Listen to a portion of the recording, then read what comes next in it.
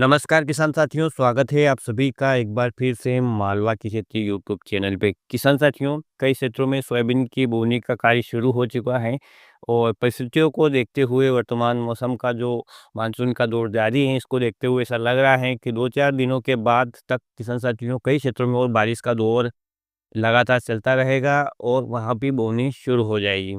किसान साथियों, यदि हम बात करें सोयाबीन वैरायटियों की, तो पिछले 1 दशक से हमारे क्षेत्र में मंदसौर, नीमच, रतलाम और भी कई क्षेत्र हो सकते हैं। यहाँ पर एक वैरायटी काफ़ी प्रसिद्ध है और किसान साथी आज भी इसे 90% क्षेत्र में लगाते हैं।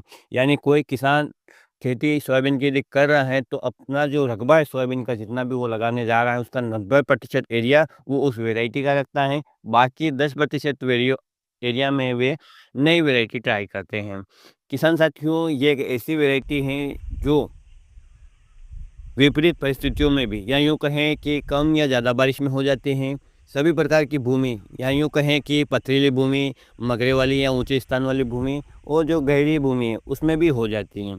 साथ ही किसान साथियों, यदि हम बात करें इसकी, तो इसके उत्पादन क्षमता के भी तौर जो लंबी समय अवधि वाली वैरायटियाँ हैं उसके बराबर हैं। या यूँ कहें कि जो लंबे समय में पकने वाली वैरायटियाँ हैं उनके बराबर इसका उत्पादन हो जाता है यदि परिस्थितियाँ अनुकूल रही तो।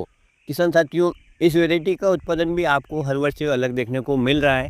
कारण ये है कि किसान साथियों, जो जलवायु है वो लगातार बदल रही है और उसका परिणाम स्वरूप हमारा जो फसल का लागत है वो बढ़ता जा रहा है, उत्पादन है वो घटता जा रहा है। इसलिए हमें किसान साथियों कुछ इस प्रकार से कार्य करने हैं ताकि हमारी फसल विपरीत परिस्थितियों में भी थोड़ा संघर्ष कर सके और हमें अच्छा उत्पादन दे सके।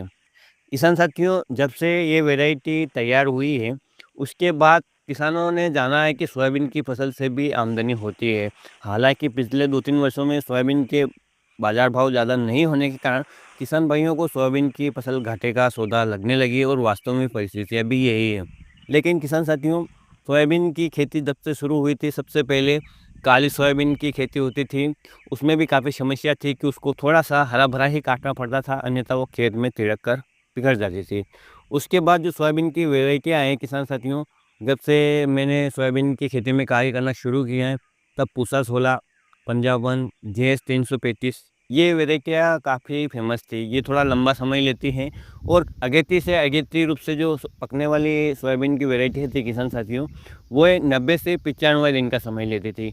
और जो मैंने आपको वैरायटियाँ बताई पूसा 16, पंजाब वन, जेएस 335 ये 120 दिन के आसपास चली जाती थी।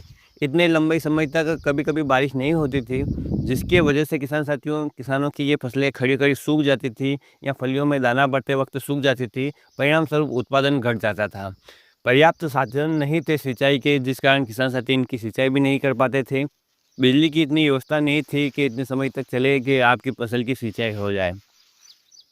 लेकिन किसान साथियों, जिस वैरायटी की हम बात कर रहे हैं, जब से वो वैरायटी प्रचलन में आई थी, तो उसके बाद किसान साथियों की ऊँची-नीची भूमि है, चाहे वो टापू पे है या मगरे पे भूमि है, पथरीले खेत हैं या काली भूमि है, यानी सभी प्रकार की भूमि में, सभी प्रकार की परिस्थितियों में उस वैरायटी ने अच्छा प्रदर्शन किया। किसानों के चेहरे पे रौनक आई, उन्हें लगा कि वास्तव में कोई सोयाबीन की वैरायटी आई और किसान साथियों, तब से लेकर आज तक उस वैरायटी की होड़ किसी अन्य वैरायटी ने नहीं की है। जी हाँ, किसान साथियों, आप जान चुके होंगे कि मैं कौन-सी वैरायटी की बात कर रहा हूँ। जी, बात कर रहे हैं जेएस 9560 सोयाबीन की। आज भी हमारे क्षेत्र में किसान साथियों लगभग 90% किसान भाई इसी वैरायटी को लगाते हैं और जो किसान साथी अन्य वैरायटियाँ ट्राई करते हैं, वो किसान भाई भी अपने सोयाबीन के क्षेत्र में 90% हिस्सा इसी वैरायटी का रखते हैं। बाकी 10% क्षेत्र में लगभग वो दूसरी वैरायटी ट्राई करते हैं।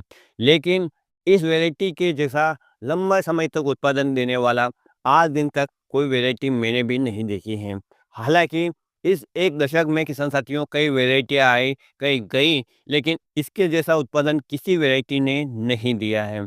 विपरीत परिस्थिति में क्या होता है किसान साथियों, कि हमारे क्षेत्र की जो भूमि है, ऊबड़-खाबड़ है या यूँ कहें किसी खेत में तो गलतिया का खेत है, वहाँ जल रिसाव की समस्या है, तो कहीं पर किसान साथियों पथरीली भूमि है कि वहाँ अगर रोज़ बारिश भी हो जाए, तो भी कोई दिक्कत नहीं है। तो जहाँ ऊँची भूमि है, वहाँ पर क्या है कि मिट्टी की जलधारण क्षमता कम है, और जलधारण क्षमता कम है किसान साथियों, तो वहाँ क्या है कि जो बारिश का पैटर्न अभी कुछ इस प्रकार से रहता है कि लगभग अगस्त के बाद कई बार जो बारिश है वो चली जाती है। तब उस भूमि में सिंचाई की आवश्यकता होती है, लेकिन ये जो कम समय में पकने वाली वैरायटी है तब तक तैयार हो जाती है। तो ऊंची भूमि वाले किसानों के लिए भी ये वरदान साबित हुई। वहीं पर किसान साथियों, इतना बारिश का पैटर्न गिर जाता है, जैसा मैंने आपको बताया अगस्त तक, तो ये निचले वाली भूमि में भी हो जाती है। बस इसकी हार्वेस्टिंग के समय थोड़ी सी दिक्कत आती है कि कीचड़ में इसको आपको काटना पड़ सकता है, लेकिन उत्पादन फिर भी अच्छा लेकर जाती है। सबसे बढ़िया बात है किसान साथियों, इसका दाना बोल्ड होता है, इसकी अंकुरण क्षमता अच्छी है, और इसके दाने में चमक भी अच्छी रहती है, उत्पादन क्षमता काफ़ी अच्छी है। खेत की मिट्टी के प्रकार के हिसाब से किसान साथियों ये अच्छा उत्पादन देकर जाती हैं। लेकिन किसान साथियों, हम पिछले 4-5 सालों में देख रहे हैं कि इसमें विभिन्न प्रकार की जो समस्याएँ हैं, वो आने लगी हैं। समस्या में सबसे ज़्यादा जो रोग आ रहा है, वो आ रहा है पीला मोजेक। और इसके बाद इसमें अन्य रोगों को भी देखा जा रहा है, लेकिन यहाँ की हम बात कर रहे हैं मंदसौर, नीमच, रतलाम और इसके आसपास क्षेत्र का जो राजस्थान पड़ता है किसान साथियों, यहाँ पर भी किसान साथी आज भी इसी वैरायटी को पसंद कर रहे हैं। हालाँकि ये जो वैरायटी है कई क्षेत्रों में फ़ेल हो चुकी है, तो इसके फ़ेल होने का भी एक रीज़न है किसान साथियों कि वहाँ की जो खेती के तरीके हैं, जैसा मैं सोशल मीडिया के माध्यम से देखता हूँ, वो यहाँ के खेती के तरीकों से अलग हैं। जिस क्षेत्र की हम बात कर रहे हैं मंदसौर, नीमच, रतलाम, राजस्थान का आसपास का क्षेत्र, किसान साथी यहाँ हर्बिसाइड का प्रयोग बहुत कम करते हैं, और यहाँ पर जो खरपतवार नियंत्रण के लिए वो किसान साथियों मैकेनिकल और मैनुअल तरीके की तरफ जाते हैं, जिसके कारण यहाँ की मिट्टी की उर्वरा शक्ति अभी भी बनी हुई है।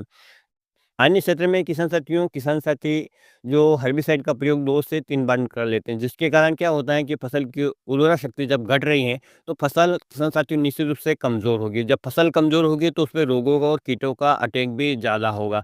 इस हिसाब से लग रहा है कि जहाँ पर हर्बिसाइड का प्रयोग ज़्यादा होता है, वहाँ पर किसान साथियों फसलों में रोग और कीट लगने के ज़्यादा संभावना रहती है। यदि हम बात करें हर्बिसाइड के दुष्प्रभाव की, क्योंकि बहुत सारे किसान भाई कहेंगे हम कई वर्षों से प्रयोग कर रहे हैं, लेकिन हमारे कोई फ़र्क नहीं पड़ रहा है। तो हम बात करते हैं उन देशों की जहाँ पर सोयाबीन का एक ऐसा उत्पादन क्षमता है किसान साथियों की, आप सोच में पड़ जाता है कि हमारे यहाँ तो बहुत कम हो रहा है। जैसे अर्जेंटीना, ब्राज़ील, अमेरिका, वहाँ पर भी लगातार कई वर्षों से सोयाबीन की खेती हो रही है, जिसके कारण किसान साथी वहाँ के किसान भी हर्बिसाइड का प्रयोग करते हैं। लेकिन इन हर्बिसाइड के प्रयोग से रिसर्च में पाया गया है कि वहाँ की उपजाऊ क्षमता कम हुई है, और किसान साथियों वहाँ भी सोयाबीन का उत्पादन है वो घटने लगा है। तो अब वहाँ किसान भी मैकेनिकल जो खरपतवार प्रबंधन है, उसकी ओर जाने लगे हैं। मैकेनिकल खरपतवार प्रबंधन का मतलब किसान साथियों यही है, डोरा चलाना, खुरपा चलाना। पहले बैलों से ये काम किया जाता था, ज़्यादा समय लगता था। अब ट्रैक्टर से, मोटरसाइकिल से, किसी भी प्रकार के जुगाड़ से किसान साथी खरपतवार प्रबंधन करते हैं। किसान साथियों, डोरा, कुल्पा चलाने से मिट्टी में हवा का संचार होता है, फसल को खरपतवार नाशक का कोई झटका नहीं लगता है, साथ ही किसान साथियों मिट्टी में किसी प्रकार का कोई नुकसान नहीं होता है। और हमारे तो मालवी भाषा में एक कहावत है किसान साथियों की, जब तक आपने डोरा कुल्पा नहीं चलाया आपकी फसल अच्छी हो ही नहीं सकती थी। वो कहते हैं कि फसल की जड़ों के लोहा तो लगना चाहिए, इसी उनकी मान्यता है। कारण कुछ भी रहा हो किसान साथियों, लेकिन इस तरीके से उत्पादन में हमने फ़र्क अवश्य देखा है। और मैंने किसान साथियों आपको बताया कि ये जो वैरायटी JS 9560, ना तो इसके बराबर कोई पहले समय में कोई वैरायटी थी, न ही मुझे ऐसा आगे लग रहा है कि इसके बराबर शायद ही कोई वैरायटी आएगी।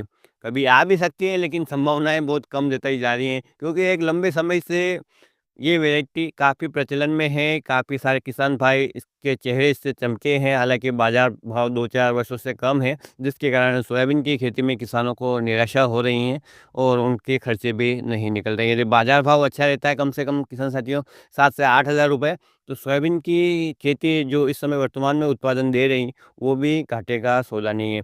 सबसे बड़ी बात है किसान साथियों, मक्का, मूँगफली या अन्य फसल की तरह खेत से इसकी जो उपजाऊ क्षमता सोयाबीन लगाते हैं तो कम नहीं होती है। यदि आप मक्का लगाते हैं या मूँगफली लगाते हैं, तो ये ज़्यादा मात्रा में पोषक तत्वों को खींचती है।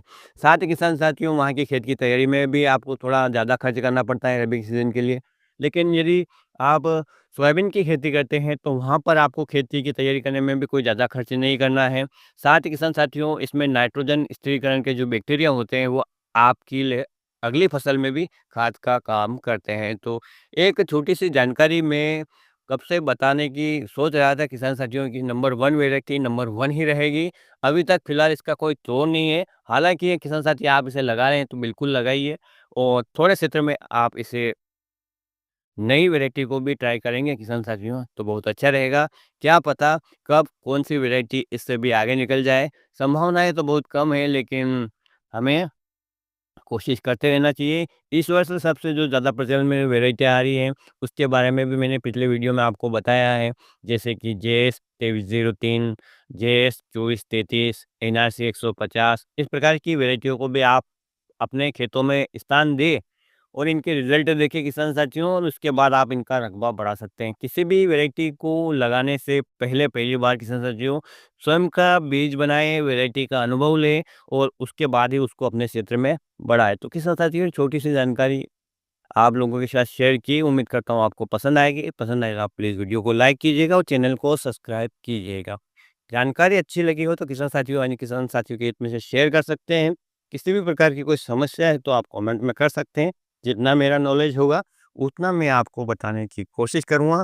फिर मिलते हैं एक नए वीडियो में एक नई जानकारी के साथ। तब तक ख्याल रखिएगा आप अपना, अपने परिवार का और अपने पशुधन का। वीडियो देखने के लिए आपका बहुत-बहुत धन्यवाद। जय हिंद, जय जवान, जय किसान।